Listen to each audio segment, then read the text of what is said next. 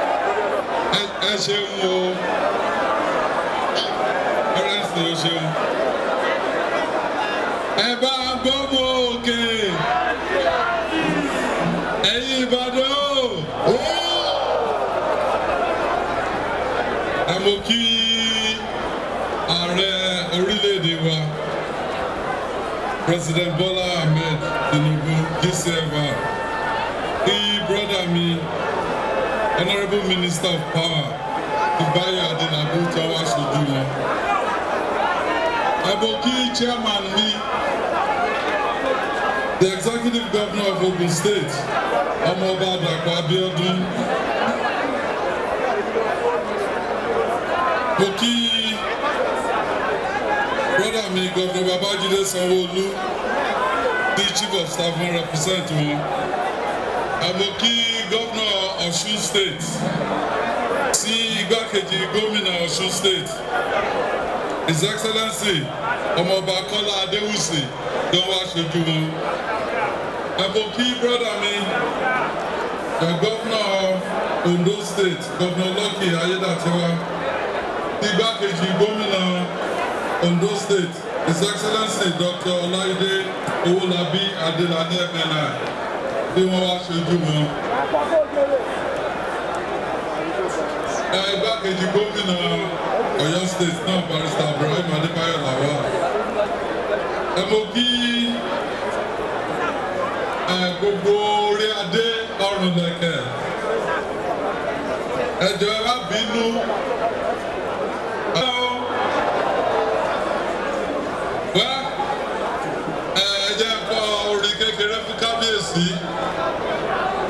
Kábíyèsí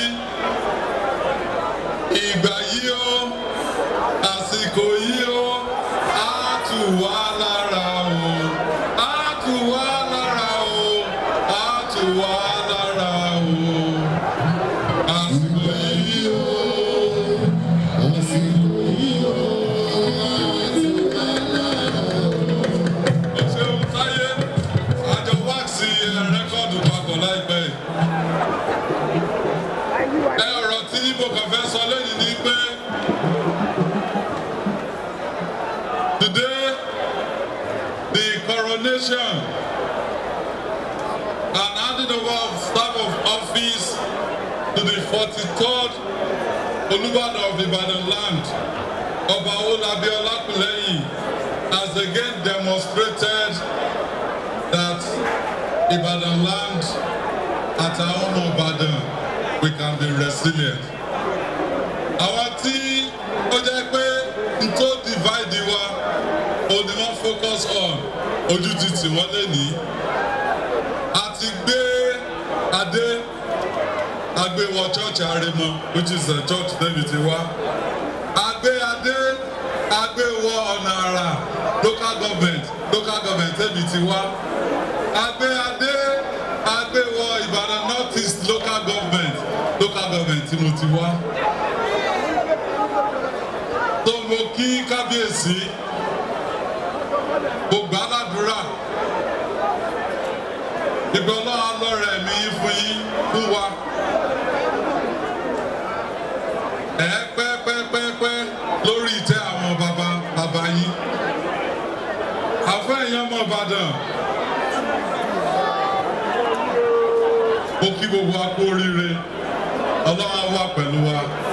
Thank you for coming. Johnny Massis to those that travel. See you next time. See? Ọba Akúlẹ̀yẹ, Ọlọ́dún Ọlákùlẹ̀yìn Ìyọ̀dá, ìjọ Ọlákùlẹ̀yìn the first. Àti ìpàdé ètò Àlàájì Táyé Kọ́rẹ́nsì. Àwọn ni wọ́n mọ̀ bá tẹ̀síwájú báyìí. Ẹ ṣeun.